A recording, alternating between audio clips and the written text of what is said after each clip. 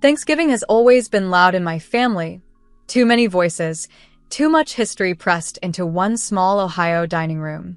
The house smelled of roasted turkey and butter and smoke from the oven that my mother never managed to clean properly. The long oak table was set with her old china, and the air buzzed with a kind of forced warmth. I sat near the end, next to my daughter, Lily, who was busy drawing a blue turkey on a napkin. Everyone pretended to care about the meal, but really, they were circling me like hawks waiting to strike. My mother, Elaine, leaned across the table with that brittle smile she saves for holidays. "So, sweetheart," she said, "are you seeing anyone yet? It's been, 3 years?" Her voice was coated in pity and curiosity, a mix I've known since childhood. Before I could answer, my brother, Mark, snorted and muttered, "Maybe she's too busy being supermom." My sister, Jenna, laughed quietly and whispered, "It's just a phase. She'll get tired of playing hero." I should have expected it. Every Thanksgiving turned into some variation of this, my family dissecting my choices, as though I'd handed them the right to judge my life. But that night, the air was heavier. There was something meaner behind their words, something that made my chest tighten. When my father, Robert, finally stood, the silverware clattered against the plates. His face was red, his hands shaking with drink and pride. "Get out of my house," he shouted. His voice cracked through the chatter like lightning. "You're a disgrace. A single mother, living off handouts, parading your mistakes around like trophies. You've failed at everything." The room went silent. The only sound was Lily humming softly as she colored her turkey. For a moment, I thought someone would defend me, that maybe my mother would tell him to stop. But no one spoke.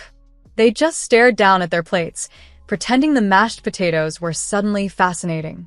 I felt something shift inside me. Not anger, not sadness, just a clean, final kind of stillness. I rose slowly, pushed back my chair, and looked at my father. "All right," I said quietly. My voice didn't shake. "If that's how you feel." I helped Lily into her little coat and slipped my arms into mine. She looked up, confused. "Mommy, are we going home?" she whispered. "Yes, baby," I said. "We're going home." No one stopped me. Not one of them said goodbye. The air outside was cold, the November wind sharp enough to sting, but it felt like freedom against my skin. I buckled Lily into the car seat, got behind the wheel, and drove away without looking back. The headlights caught the snow starting to fall, tiny white specks like fragments of a clean page. They had no idea what they had just thrown out of their lives. They had no idea that the mortgage they bragged about paying off last year was quietly settled by me. That the new roof after the storm, the remodeled kitchen, even the tuition for Jenna's oldest son, all of it came from my bank accounts, disguised through shell companies they'd never heard of. They believed my career was a cute project, a boutique marketing firm that made small ads for realtors. They didn't know about Sunbreak Media, the company I built from my living room after Lily was born, or about the Delaware fund that managed my properties across 5 states. They didn't know that the woman they called a failure owned a $112 million empire. I drove to a small motel on the edge of town. The neon sign buzzed and flickered as I checked in under a false name. Lily fell asleep instantly, her tiny hand curled around my finger. I sat on the edge of the bed, the room smelling faintly of disinfectant and old smoke, and stared at my laptop glowing in the dark. I opened my banking portal, my investment dashboards, my company accounts, everything that tethered me to them financially. Then I began cutting strings. First, I canceled the automatic payments that covered their utilities. I paused the company card they used for emergencies, which really meant groceries and gas. I revoked the standing orders that sent money to their joint account every first of the month. With every click, I felt lighter. For the first time, I wasn't trying to buy their love or earn their approval. I was taking my name and my worth back. It wasn't revenge. It was clarity. When I was done, I opened another tab and booked 2 tickets to Honolulu for the next morning. My beach house sat on the North Shore, a quiet stretch of sand and wind where no one asked questions and the ocean didn't talk back. I hadn't been there in almost a year, but I suddenly longed for it. The peace, the space, the sense of belonging to no one but myself and my daughter. I closed the laptop and looked at Lily sleeping beside me. She was 6, all curiosity and sunshine, with a heart too big for this world. She had drawn a turkey for everyone at the table that night, even for the grandfather who had shouted at me. She didn't yet understand cruelty disguised as family love. I brushed a curl from her forehead and whispered, "No more begging to stay where we're not wanted." Outside, the snow kept falling, soft and steady. I thought about the life I'd built from nothing, how I'd worked through nights nursing Lily and writing business plans, how I'd cold-called clients from the kitchen while she napped, how I'd invested every spare dollar into something that grew strong enough to set us free. I'd been underestimating my whole life. That was my secret weapon. People don't fear what they dismiss. They never saw me coming. I used to think that if I just succeeded enough, my family would finally see me, really see me. But that night proved something different. Success doesn't heal wounds people refuse to admit they caused. I wasn't broken because I was single, or because I had a child, or because I chose work over a marriage that nearly ruined me. I was whole, just not in their language. Around midnight, my phone buzzed with a text from Jenna. Dad didn't mean it. You know how he gets. I stared at it for a long time, then turned the phone off. Some apologies aren't worth waiting for. The heater hummed. Lily murmured something in her sleep and turned over. I lay back on the pillow and watched the shadows move across the ceiling, thinking of the ocean waiting for us. Tomorrow, we'll leave Ohio behind. I'd tell Lily that we were going on an adventure, and she'd believe me, because in her world, adventures always end well. Mine was just beginning again. Before I closed my eyes, I imagined walking into that house next year. Not their house, but mine, the one in Hawaii, the one with glass walls that open to the sea. I imagined setting a table not of judgment but of peace, with laughter and music and people who didn't need to be impressed. Maybe someday, I'd have that Thanksgiving. But for now, it was enough to know I had walked away and not looked back. The woman they called a disgrace was flying toward the horizon. And for the first time in years, I felt like I could breathe. The morning after Thanksgiving felt both sharp and silent, like the world had been reset overnight. The motel curtains glowed faint orange with the sunrise, and the air smelled faintly of burnt coffee from the lobby below. I sat on the edge of the bed, a thin paper cup of coffee cooling in my hands, my laptop open on my knees. The room's cheap heater rattled in the corner, but I didn't mind. I'd been in worse places, and this one had Wi-Fi. Lily was still asleep, her hair fanned out on the pillow, her tiny fingers gripping the corner of her blanket. Looking at her reminded me of why I could never go back. I had to build something new, something no one could take from us again. I took a deep breath, sipped the bitter coffee, and began. The first window I opened was my main banking portal. The numbers blinked up at me, rows of accounts, all healthy, all growing. I clicked into the section labeled personal disbursements and started the slow, deliberate process of shutting every door that led back to my family. I canceled the automatic transfer that covered my parents' mortgage, then the one who paid their gas and electricity. The prepaid grocery card I topped up every 2 weeks. I stopped it cold. Next came my father's truck lease, the one he boasted about paying for in full. That payment ended, too. Each click felt like a heartbeat, steady and final. When I finished, I opened the shared wallet I'd created for my brother and sister, supposedly to help with emergencies. I froze the cards. I redirected the account into a holding folder that only I could access. I stared at the screen for a long moment before exhaling. They would wake up to declined payments and confusion, and maybe that was harsh, but I couldn't be the quiet savior anymore. Love built on dependence isn't love. It's control disguised as gratitude. Then I moved on to the trusts. Years ago, I'd set up small educational accounts for my niece and nephew. Those children didn't deserve to suffer because of their parents' pride. So I transferred those funds into a separate vault with my attorney, Denise Cole, in New York. Denise was one of the few people who actually knew the truth about my finances. I sent her a short message. Reassign the minors' trusts under your guardianship. Family contact revoked. Keep all distributions uninterrupted. Confirm once done. Denise would handle it without question. She always did. Money, I reminded myself, is not love. It's a tool. It can build or it can trap. And for years, I'd used it to keep my family comfortable enough to ignore me. I thought I could buy peace. But you can't purchase respect from people who resent your success.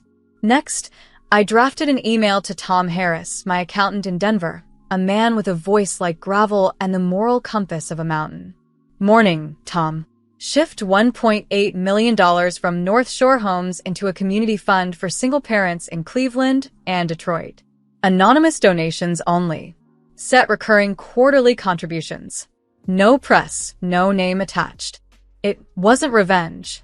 It was a redirection. If I were going to pull my money from people who didn't value kindness, I'd send it to those who needed it most. When I hit send, a strange calm settled over me. I closed my eyes for a moment and listened to the faint hum of passing cars on the freeway outside. The sun was higher now, slicing through the blinds in narrow golden lines. I opened my phone and scrolled through my contacts. First, I texted Maria, my neighbor in Santa Monica, asking her to collect my mail. Then, Daniel, my property manager in Miami, postponed the Coral Gables renovation until I returned. I checked the rental reports for my units in Austin and Denver.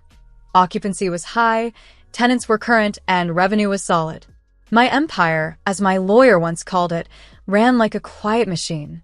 Still, the idea of empire never sat right with me. What I'd built wasn't about dominance.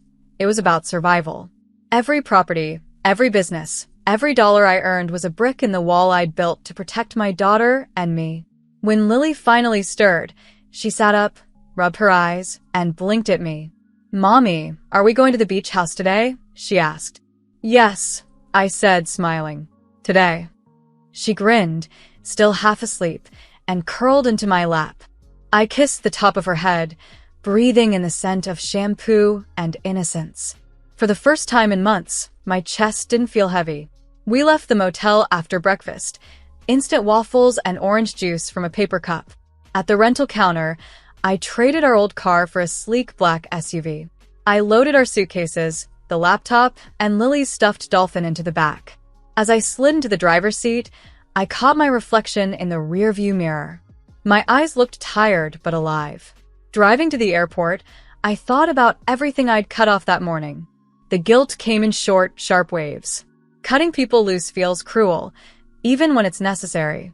But every time I doubted myself, I remembered the sound of my father's voice telling me to get out of his house. The house I'd paid for. The moment replayed like a film I didn't ask to star in. At the airport, I handled the check-in quietly. No one knew my name there. I was just another traveler with a child and 2 suitcases. I used points for first class. Points I never redeemed because I hated the attention. But today wasn't about humility. It was about ease. Lily deserved comfort after all the tension she'd felt the night before. On the plane, she pressed her nose to the window as we lifted through the clouds. "It looks like snow but soft," she said. I smiled. That's the sky welcoming us. I closed my eyes, letting the hum of the engines drown out the noise in my head. Every ending sounds like chaos at first, but there's peace inside the storm if you listen closely enough. Halfway through the flight, I opened my laptop again. Not to work, just to look at the numbers that represented freedom. Sunbreak Media was set for its biggest quarter yet. Our ad campaigns for small American brands were thriving. Eco-home builders in Colorado, women-owned bakeries in Chicago, and a new solar tech startup in Arizona. My team ran everything like clockwork. I could disappear for a month, and it would all keep running. That was by design. I remembered when I used to beg for clients to take a chance on me. Those days of typing proposals at 2 a.m., rocking Lily in one arm while editing copy with the other. No one saw those nights. No one applauded them. But they were the foundation of everything I now owned. When the pilot announced our descent into Honolulu, Lily clapped her hands. I looked out the window. The Pacific stretched wide and blue, the sun glowing like forgiveness. As the wheels touched down, I felt it, the clean break between who I had been and who I was now. The cut wasn't just financial. It was emotional, spiritual, invisible, but absolute. I'd severed the cords that kept me bound to people who couldn't love me unless I was small. Walking through the airport, the air was warm and heavy with salt. Lily skipped beside me, humming. I smiled at her joy and thought, this is what starting over feels like. Tomorrow, I'd wake up to the ocean. I'd drink strong coffee on the lanai and listen to waves instead of criticism. My phone would ring with business, not blame.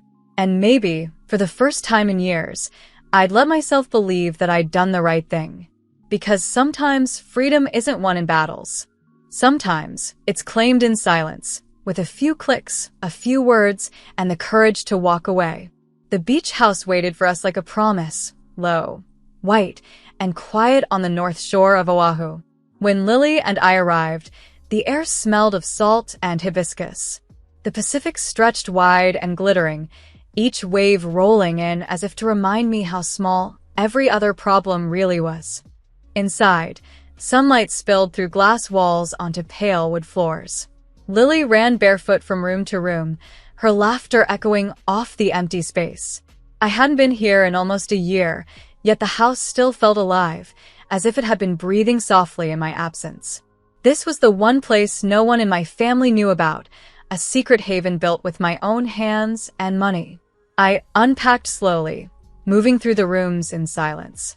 The kitchen gleamed with steel and glass, the same counters where I'd once stayed up all night building the first version of Sunbreak Media's website. That night, Lily had been 2 years old, asleep in her high chair, and I'd promised her that one day we'd live without fear or judgment. Looking around now, I realized I'd kept that promise. I cooked eggs and brewed strong coffee, the scent of both wrapping around me like comfort. Standing on the lanai, I watched the water move under a pale morning sun. He called me a disgrace. I whispered to the sea. The waves didn't answer. They just kept moving, patient and sure. Maybe that was what healing looked like, motion without apology. By late morning, I was on a call with Denise, my lawyer in New York, and Grace, my lead developer in Seattle. Their faces glowed on my laptop screen. Back in Hawaii? Grace asked, smiling. Yeah, I said. I needed quiet. We reviewed the numbers. Sunbreak Media's holiday campaigns were breaking records. 4 new clients in Los Angeles and Chicago, 1 investor in Boston, are ready to add $7 million to the North Shore housing project. I told Grace, no flipping homes. We fix roofs, not families. She nodded. Denise, efficient as always, added, the Delaware funds at $62 million, with another $50 in real estate. You're stable, even after those transfers yesterday. I leaned back, letting that sink in. Stable. A word I'd chased for years. My family had seen chaos. I'd built structure. They called it luck. I called it labor. After the call, I opened my leather notebook and wrote 3 letters I'd never send. To my mother. You loved me best when I was small. I am still your daughter, but I choose safety now. To my father, strength isn't shouting. It's care. You lost me when you chose pride over kindness. And to myself, you are not the names they gave you. You are the builder, the keeper of the door. I folded them and placed them in a drawer beside seashells and an old photo of Lily holding a sparkler. The past belonged there, kept, not carried. That afternoon, I walked the beach barefoot, the sand warm beneath my feet. The ocean glittered, alive with surfers and wind. A dog barked somewhere down the shore, and I smiled at the ordinary beauty of it all. For the first time in months, my thoughts didn't feel like work. America spread out before me in my mind, vast, flawed, forgiving. I'd built my empire on its open roads and restless promise. In California, I'd learned independence. In New York, discipline. In Ohio, resilience. Now, Hawaii was teaching me grace. When I returned to the house, Lily was drawing hearts in the sand outside. Mommy, can we stay forever? She asked. Maybe, I said, and meant it. That evening, I grilled shrimp and cut pineapple, and we ate on the lanai as the sun turned the sky to rose and gold. Lily told me stories about imaginary dolphins. I listened, realizing how much of her childhood I had missed while I was busy saving us. But the sacrifice had been worth it. Every hour I worked, every risk I took, had led to this table, just the two of us, safe and full. After she fell asleep, I opened my laptop again. Not for profit, but for purpose. I drafted a plan to start a fund for single mothers, grants, not loans. Enough to cover rent, daycare, or a fresh start. I'd call it the Lily Fund. Something that grows, something that survives storms. As I typed, I caught my reflection in the dark glass. Tired, sun-kissed, free. I had spent so long proving my worth to people who refused to see it. Now I was done performing. Success didn't need witnesses. It needed purpose. Outside, the tide crept higher, the waves whispering against the shore like a steady heartbeat. I closed the computer and let the sound fill the silence. I thought about my father's words, disgrace, and realized they no longer hurt. They belonged to a man who'd never learned that strength can be gentle. I would teach Lily differently. The night settled softly around the house. Somewhere beyond the horizon, my old life was collapsing under its own lies, but here, everything was calm. Tomorrow there'd be more meetings, more choices, more work, but for now there was peace. I stepped outside one last time. The sky was black velvet, the stars like scattered coins. The air tasted of salt and freedom. I closed my eyes and whispered a quiet truth to the sea. I am not their disgrace. I am my own beginning. The waves answered by rolling forward, steady, endless, unafraid. Days in Hawaii fell into a rhythm that felt like breathing again. Mornings began with the sound of the ocean, soft and certain, like a metronome for the soul. I'd swim at sunrise, letting the salt water wake me more gently than coffee ever could. Afterward, I'd work on the lanai while Lily built sandcastles at the edge of the lawn. We'd have lunch together, grilled cheese or mangoes and rice, then spend the afternoons reading or walking along the shore collecting shells. The chaos of Ohio felt far away, like a storm I'd outrun. But peace never lasts unchallenged. It was a Tuesday when my phone finally rang. I recognized the number immediately, Mark. My brother. For a moment, I almost didn't answer. But I did. "You can't do this," he started, his voice sharp and shaking. "Mom and Dad's power was cut this morning. The grocery card isn't working. Dad's truck payment bounced. What the hell is going on?" I took a slow breath. "I told you," I said quietly. "I'm done funding cruelty." "Cruelty," he snapped. "It was just words. You know how Dad gets when he's angry." "Words are the first walls," I said. "You build enough of them and no one can get out." He went silent for a long moment. Then he muttered something I couldn't quite catch, something between guilt and pride, and hung up. I set the phone down and let the quiet settle. The waves outside didn't pause. Boundaries, I reminded myself, are bright lines. They stay bright only if you refuse to smudge them. The next morning, I woke before dawn and sat at my desk overlooking the sea. I opened a new document and titled it Bright Lines. It wasn't a business plan, not exactly. It was a manifesto, a reminder. I wrote, "I will no longer confuse love with tolerance. I will no longer pay for peace that isn't real. I will no longer shrink to fit old expectations." When I finished, I sent 3 emails.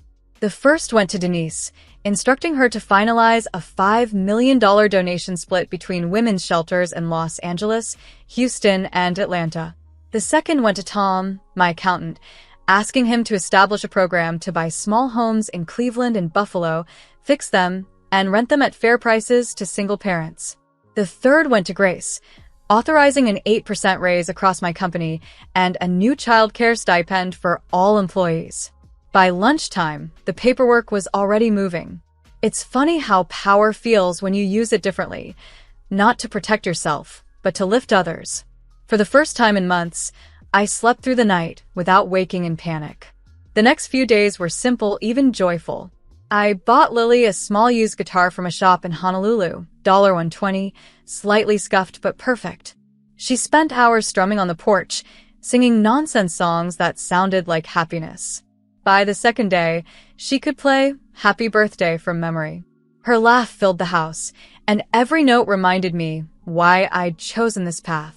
One evening, as the sun slipped behind the water, I stood barefoot at the edge of the lawn, where the grass met the sand. The air was warm, the light soft and golden. For the first time since walking out my father's house, I said the truth out loud. I am a single mother, I said to the horizon. I am not a failure. I built a $112 million empire while changing diapers and taking red-eye flights. I keep roofs over families. I keep people employed. I do not beg to sit at any table that calls me less. The wind caught my hair, lifting it gently like a hand. A wave rolled toward me, broke at my feet, and slid back, leaving behind a shimmer of foam. It felt like the world nodding in agreement. Behind me, I heard small footsteps. Lily came running across the lawn, her guitar swinging from her arm. "Mommy," she said, breathless. "Are we going home soon?" I smiled and knelt beside her. "We're home," I said softly. "Wherever we are safe, wherever we are kind, that's our house." She grinned, thinking about that for a moment, then nodded as if I'd just given her a secret. Together, we walked back toward the porch. The house glowed with the soft amber light of evening. Inside, I could see the stack of mail I hadn't opened yet, contracts from Grace, letters from Denise, and an envelope from the foundation. Tomorrow, I'd deal with all of it. Tonight was for peace. Later, after I tucked Lily into bed, I stood on the lanai again, watching the sky fade to indigo. I thought about Thanksgiving and the way my father's words had cut through that crowded room. For so long, I believed that family was something sacred and unbreakable, but now I understood it differently. Family isn't who you're born to, it's who stands with you when the world goes quiet. I no longer felt angry. I no longer needed revenge or even understanding.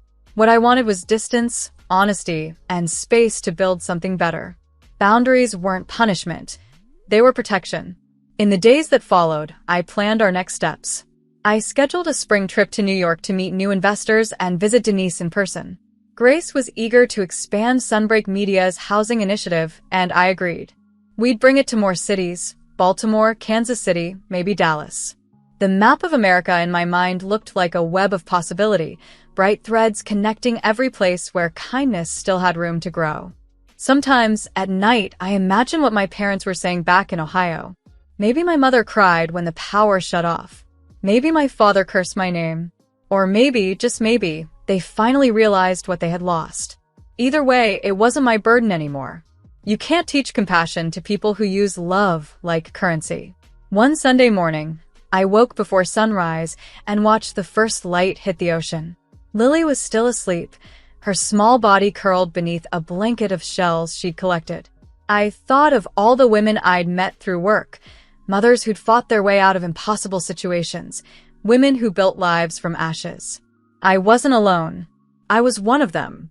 The ocean shimmered pink and gold, endless and alive. I whispered, "This is my life now." And it felt true. When Thanksgiving came again, I didn't fly back to Ohio. I stayed in Hawaii and cooked for the friends I'd made here. Grace flew in from Seattle, Denise from New York, and even Tom from Denver. We ate on the beach, barefoot, laughing as the tide crept closer. I didn't set a place for anyone who had hurt me. I didn't need to. For the first time, I hosted a table that was mine entirely. No judgment, no apologies, no walls. Just warmth, laughter, and gratitude paid in full dollars and open hands. I raised my glass to the sky and said, "To bright lines, and to never crossing them again."